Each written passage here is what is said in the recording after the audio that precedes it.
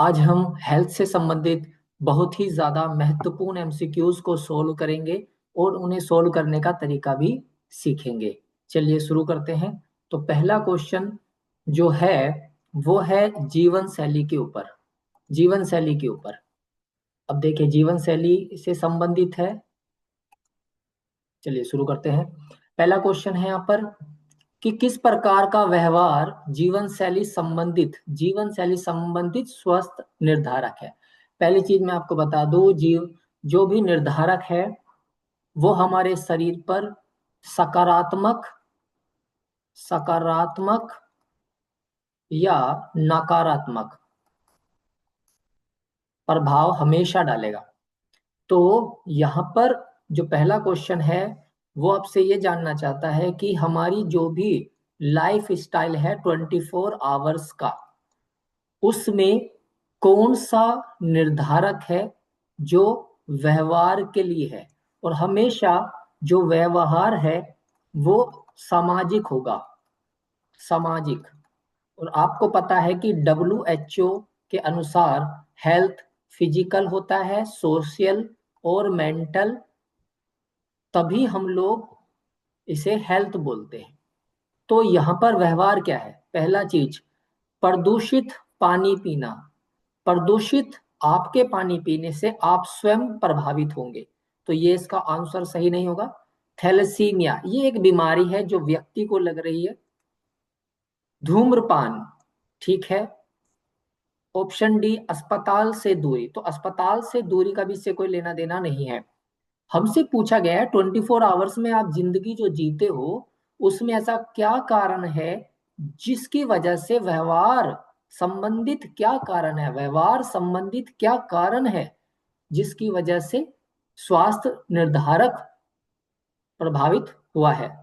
तो यहाँ पर ऑप्शन सी धूम्रपान बिल्कुल सही रहेगा, जिसका एक्सप्लेनेशन यहाँ पर लिखा भी गया है कि अगर किसी व्यक्ति की आदत खराब है, यानी कि आदत नकारात्मक तरीके की है, तो उसका शरीर पर प्रभाव पड़ेगा ही पड़ेगा, और वो भी गलत प्रकार का प्रभाव पड़ने वाला है। गलत प्रकार का ऐसा प्रभाव जो कि लोगों को प्रभावित करेगा। दूसरा क्वेश्चन, शराब सेवन। अब देखिए शराब सेवन कोई भी व्यक्ति क्या होगा, वो अपने आप ही तो शराब सेवन कर रहा है, यानी कि ये उस व्यक्ति पर प्रभावित करेगा। सबसे पहली चीज, ये किस प्रकार का स्वास्थ्य निर्धारक है। तो किस प्रकार का? अनुवांशिक। पहले से तो कोई नहीं पी के आएगा, यानी कि जब बच्चा माँ बाप से अगर ए ऑप्शन को डील करने की कोशिश करें तो इसमें लिखा है कि वो पेरेंट से उसके चाइल्ड में आता है। तो यहाँ पे तो शराब लिखा ना, तो शराब की ऐसी आदत तो नहीं है माता पिता से की। सामाजिक, हाँ इसे कह सकते हैं कि सामाजिक तरीके से अगर एक व्यक्ति दूसरे व्यक्ति के साथ बैठ के अगर बैठ ही रहा है तो ऐसा हो सकता है कि आने वाले व्यक्ति में वो शराब पी ले, ऐसा हो सकता है। तीसरी चीज है पर्यावरणीय। नहीं, पर्यावरण में इसका कोई ऑप्शन नहीं बनता है, तो ये भी हट जाता है। अब चौथा है यहाँ पर जीवन शैली के बारे में। अब जीवन शैली ही क्यों रखा गया है, तो हमारे सामने दो चीज निकल के आ रही है, वो है सामाजिक और दूसरी है जीवन शैली। तो देखिए मैं आपको एक चीज बता देता हूं, आप ध्यान दीजिएगा कि समाज का अगर कोई व्यक्ति शराब का सेवन करता है तो वो ये नहीं कह रहा है कि आइए आप मेरे पास बैठिए और आप भी सेवन कीजिए, ये बिल्कुल भी नहीं होता है। लेकिन अगर कोई व्यक्ति प्रभावित होना चाहता है इस प्रकार के शराब पीने से, तो वो व्यक्ति स्वयं अगर वो व्यक्ति स्वयं इसका सेवन करे तो वो प्रभावित होगा। तो इसीलिए, क्योंकि जरूरी नहीं है वो सुबह ही पिएगा, 24 आवर्स में कभी भी कर सकता है, इसलिए इसका लिए जीवन शैली बिल्कुल सही रहने वाली है। और यहाँ पर व्याख्या में भी इस चीज को लिखा गया है कि शराब सेवन एक व्यक्ति जीवन शैली से जुड़ा हुआ व्यवहार है। पिछले क्वेश्चन में भी यही बात उठ के आई थी और इसमें भी यही आई है कि कोई भी व्यक्ति क्या कर रहा है, यहाँ पर एक जीवन शैली को जीता है और उस जीवन शैली में या तो वो सही काम करेगा या गलत। तो इसने यहाँ पर एक गलत काम किया है, वो है शराब ले रहा है क्वेश्चन में, तो वो हमारे जीवन शैली को प्रभावित कर रहा है। अब देखिए पर्यावरण। पर्यावरण से संबंधित क्वेश्चन देखिए, क्वेश्चन नंबर 3, वायु प्रदूषण। सीधी सी चीज है, भाई वायु प्रदूषण है तो ये क्या होगा, रेस्पिरेटरी जो सिस्टम होगा, यानी कि स्वास्थ्य को प्रभावित करने वाला है। तो सीधी सी चीज यहाँ पे दिखाई दे रही है, पर्यावरण। अब वायु ये पर्यावरण से संबंधित है, और यहाँ पर भी वायु है, तो वायु तो पर्यावरण है। अब वायु में ऑक्सीजन भी है, कार्बन डाइऑक्साइड भी है, और भी बहुत सारी गैसेस होती हैं। तो अगर हम देखें, वायु प्रदूषण की बात की जा रही है।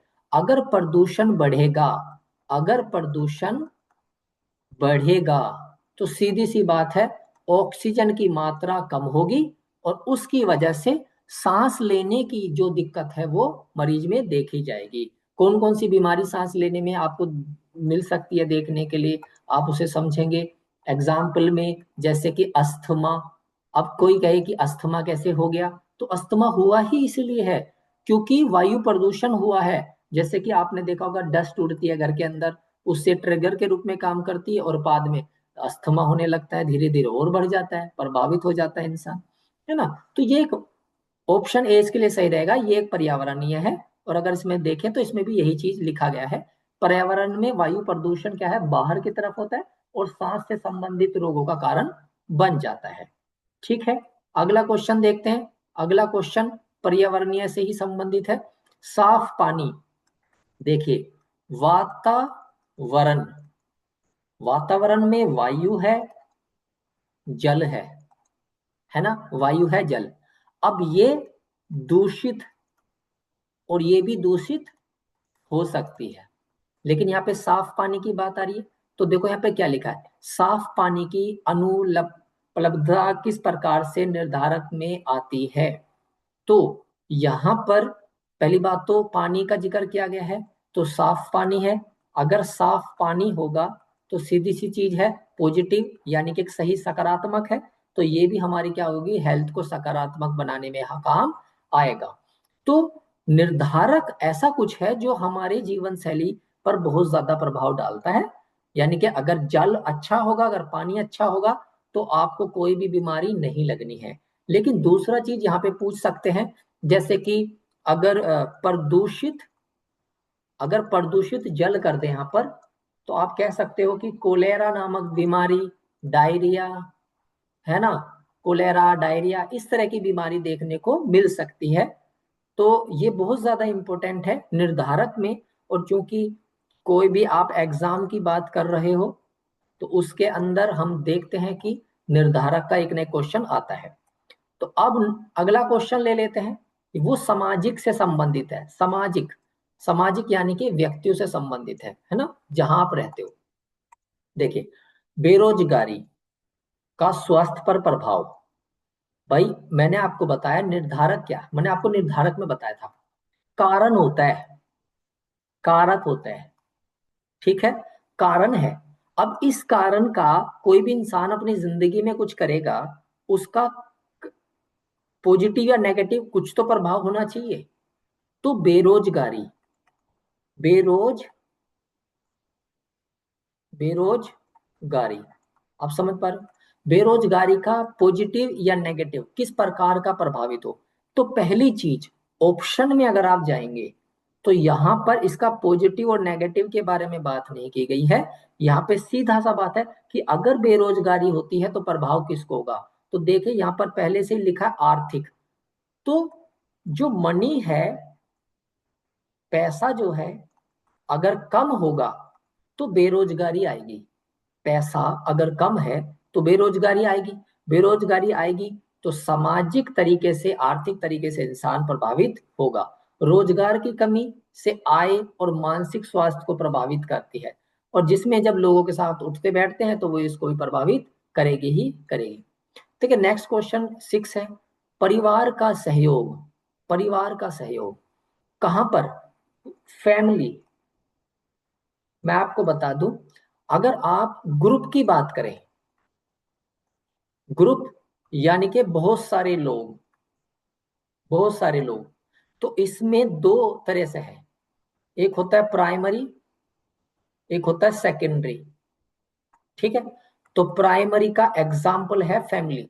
सबसे पहले प्राइमरी का एग्जाम्पल है फैमिली। ठीक है, तो यहां पर क्या चीज आई, परिवार का सहयोग, अगर परिवार का सहयोग मिलता है, अगर परिवार आपके साथ है, तो मैं बता दूं, पर्यावरण का इससे कोई लेना देना नहीं है, शिक्षा का भी कोई लेना, हाँ ऐसे कह सकते हो कि अगर परिवार आपका साथ दे रहा है तो आप शिक्षित बन सकते हो, लेकिन यहाँ पे स्वास्थ्य की बात करी गई है, हेल्थ को मेंटेन करने की बात की गई है। तो सीधी सी चीज, अनुवांशिकता का भी कोई रोल नहीं है, बाकी आपका सामाजिक और आर्थिक बच जाता है। अगर परिवार आपकी सहायता करे, जैसे कि हम इसे आर्थिक के साथ जोड़ते हैं, समझ के देखिए, ये है फैमिली और ये है कम इनकम। अगर कम इनकम होने से इसका जो साइड इफेक्ट है, अगर हम ये कहें उस व्यक्ति पर जो कमाने वाला है ना, उस आदमी पर जो कमाता है, तो हमने पिछले ऊपर देखा था कि हम उसमें क्या देख रहे हैं, उसका मानसिक स्वास्थ्य प्रभावित हो रहा है। तो अगर परिवार सहायता करेगा तो उसे मानसिक स्वास्थ्य तो होगा नहीं, ऐसे केस में वो व्यक्ति आर्थिक और सामाजिक रूप से भी अच्छा होता चला जाएगा, बिल्कुल होता चला जाएगा। तो परिवार का इसमें बहुत ज्यादा जरूरी मिलना है। अब यहाँ पे इंपॉर्टेंट है, शिक्षा के ऊपर क्वेश्चन आए हैं, शिक्षा के ऊपर क्वेश्चन है, तो देखिए शिक्षा के ऊपर क्वेश्चन है ना, शिक्षा के ऊपर क्वेश्चन, शिक्षा किस प्रसार से शरीर को प्रभावित करेगी। देखिए, अगर आप एजुकेटेड हैं तो आप किसी भी चीज के दोनों पहलुओं को समझ सकते हैं, दोनों पहलुओं को समझ सकते हैं, ठीक है, दोनों पहलुओं को समझ सकते हैं। मैंने आपको क्या बताया, अगर आप शिक्षित व्यक्ति हैं तो आप दोनों पहलुओं को समझ सकते हैं, यानी कि लाभ और हानि। अब एजुकेटेड होके हेल्थ को टारगेट करो, आप कहो कि मेरी हेल्थ ठीक होनी चाहिए, तो ऐसे केस में क्या होगा कि शिक्षा लाभ की ओर जाएगी। तो सीधी सी बात है, टीकाकरण, हाँ ऐसे कह सकते हैं, शिक्षित होके आप टीकाकरण करवाएंगे, आपके रोगों से लड़ने की क्षमता, अनुवांशिकता का द्वारा, ये कुछ भी, ये सब कुछ स्टडी हमारी हेल्प करेगी। लेकिन इसमें ऑप्शन सी बहुत ज्यादा जरूरी है, क्योंकि यहाँ पे देखो ऊपर क्या लिखा है, इसमें लिखा है समझ के बारे में, ये आ गया समझ और निर्णय की क्षमता। भाई अगर आप एजुकेटेड हो, आप हर चीज की लाभ और हानि को समझ सकते हो, और ऐसे केस में अगर कोई भी व्यक्ति ये समझ जाए किसी भी चीज के अंदर क्या लाभ और हानि है, तो वो व्यक्ति किसी भी बात को लेके अगर निर्णय लेने की बात करे तो वो निर्णय ले सकता है। तो ऑप्शन सी इसके अंदर बिल्कुल सही रहने वाला है, ठीक है। क्वेश्चन नंबर 8, बेहतर स्वास्थ्य व्यवहार अपनाने की संभावना रखता है। किस प्रकार का व्यक्ति बेहतर स्वस्थ व्यवहार, यानी कि ये 24 आवर्स की बात की जा रही है, 24 आवर्स की बात की जा रही है, और ये वही व्यक्ति कर सकता है जिसे लाभ और हानि की समझ हो, समझ पा रहे हो, जिसे लाभ और हानि की समझ हो। तो ऊपर के क्वेश्चन में लिखा है ना, देखो समझ कर निर्णय लेने वाला, है ना, तो ये व्यक्ति शिक्षित होगा, सीधी सी बात। अगर व्यक्ति शिक्षित है, अगर व्यक्ति पढ़ा लिखा है, अगर समझदार है, अगर आप समझदार हैं, तो आपको पता है कि हर चीज की एक लाभ और एक हानि होता है। अगर ये आपको पता है कि लाभ और हानि क्या है, तो आप अपनी जिंदगी को बेहतर जी सकते हैं, हेल्थ को बेहतर बना सकते हैं। अब देखिए अगला क्वेश्चन निकल के आ रहा है हमारे हेल्थ सर्विसेज को लेके, हेल्थ सर्विसेज है, हेल्थ सर्विसेज को लेके अस्पतालों की उपलब्धता, सीधी सी चीज है। अगर आप कहते हो कि हॉस्पिटल ग्रो कर रहा है ना, सर्विसेज में, भाई पहले अल्ट्रासाउंड था, अब और सिटी में चला गया, अब सिटी की और क्वालिटी में चला गया, तो ऐसे केस में आप क्या करेंगे, भाई ये चीज इंक्रीज हो रही है, बेहतर हो रहा है, तो भाई स्वास्थ्य की सेवा ही तो बेहतर हो रही। अगर हॉस्पिटल्स हमारे बेहतर होंगे, कल मैंने आपको क्या बताया, नीति 2017, नीति 2017, और इसमें गवर्नमेंट क्या कर रही है, डिजिटल इंडिया बना रही है, डिजिटल हेल्थ प्लेटफॉर्म को क्रिएट कर रही है, जैसे कि आयुष्मान, भारत ऐसी योजनाओं को लेके आ रही है। तो सोचिए, अगर 5 लाख तक की बेनिफिट आप किसी को दे रहे हो, तो क्या इससे स्वास्थ्य की सेवाएं इंक्रीज नहीं हो रही हैं? बिल्कुल हो रही हैं। स्वास्थ्य की सेवाएं इंक्रीज हो रही हैं, हो रही हैं। अगला क्वेश्चन, स्वास्थ्य की सेवाएं कौन सा उदाहरण है जो स्वास्थ्य की सेवा होगी? आय का कोई लेना देना नहीं है, ऑप्शन सी और डी तो हट जाता है। व्यायाम, इसका भी कोई डायरेक्ट लिंक नहीं बनता है। क्यों नहीं बन रहा है? देखिए, अगर आप व्यायाम करते हैं, मान के चलते हैं आप एक्सरसाइज कर रहे हो, तो हाँ, इससे आपकी हेल्थ इंक्रीज होगी। लेकिन आपको पता है, हेल्थ इंक्रीज करने के लिए बॉडी के अंदर इम्यूनिटी की भी बात की जाती है, और इम्यूनिटी हमेशा नेचुरल, प्राकृतिक और नॉन नेचुरल, यानी कि कह सकते हैं अप्राकृतिक होती है। तो ऐसा हो सकता है एक्सरसाइज करने से आप प्राकृतिक तरीके से थोड़े ठीक हो, लेकिन अगर कोई बीमारी लगेगी तो क्या एक्सरसाइज हमेशा बचाएगी? नहीं। देखिए, इम्यूनिटी को बूस्ट किया जाता है, इम्यूनिटी को बढ़ावा देते हैं, उसको हम बढ़ाते हैं, और बढ़ाने के लिए हमें टीकाकरण की जरूरत पड़ने वाली है। जब आपको बीमारी का ध्यान में रखते टीके लगवाए जाएंगे तो ऑटोमेटिक सब कुछ ठीक हो जाएगा। अब अनुवांशिकता की बात करते हैं। जेनेटिक्स का मतलब होता है कोई भी चीज पेरेंट्स से उनके चाइल्ड्स में जाए, इसका मतलब ये है। थैलेसीमिया, देखिए थैलेसीमिया एक बीमारी है, और ये डायरेक्टली पेरेंट्स से चाइल्ड में जाती है, तो ये अनुवांशिक होती है, याद रखना। थैलेसीमिया, थैलेसीमिया और प्लस यहाँ पे आप डाउन सिंड्रोम, दो बीमारी, थैलेसीमिया और डाउन सिंड्रोम, इस तरह की, है ना, प्लस हीमोफीलिया, है ना। आप ऐसे कह सकते हैं, हीमोफीलिया, डाउन सिंड्रोम, थैलेसीमिया, ये बीमारियां हैं जो पेरेंट्स से जा सकती हैं। देखो हीमोफीलिया का यहाँ पे जिक्र आया, तो ये बीमारियां तीन आपको याद रखनी है। हीमोफीलिया अनुवांशिक है, ठीक है। अब देखिए, एमसीएच से संबंधित आ गई, एमसीएच, माँ और बच्चे से संबंधित, प्रसव पूर्व देखभाल और टीकाकरण, एंटीनेटल चेकअप प्लस इम्यूनाइजेशन। एक एएनएम किसको टारगेट करेगी? माँ और उसके बच्चे को, ताकि मोर्टेलिटी रेट, ताकि जो मृत्यु दर है वो घटे। समझ के देखो, एएनएम का टारगेट माँ और बच्चा है, ताकि मृत्यु दर घटे, जिसके लिए उसे क्या करना पड़ेगा? जिसके लिए उसको इम्यूनाइजेशन करनी पड़ेगी, एएनसी करनी पड़ेगी। तो ये किस चीज से संबंधित है? ये स्वास्थ्य सेवाओं से संबंधित है। आपको ये करना ही पड़ेगा, और आपको पता होना चाहिए, एएनसी हो या पीएनसी हो, कम से कम 4 विजिट तो यार होती है। 4 विजिट तो आप कर ही दो एक मदर की। अब इसके अंदर भी स्वास्थ्य सेवाओं को लेके आया, क्योंकि शिशु मृत्यु दर, मैंने पहले से कहा, मृत्यु दर को घटाना है। अगर मृत्यु दर को घटाना चाहते हो तो स्वास्थ्य की सेवाओं को बढ़ाना ही पड़ेगा, ठीक है। ये सारे क्वेश्चन यहीं तक थे। अब देखिए, इस चीज को समझिए, निर्धारक, ये है वेरी इंपोर्टेंट टॉपिक। आपको घटक नहीं पूछ रहे, आयाम नहीं पूछ रहे, फिर भी एक समझा देता हूं। आयाम, आयाम हेल्थ को सिर्फ देखने का एक तरीका है, बस।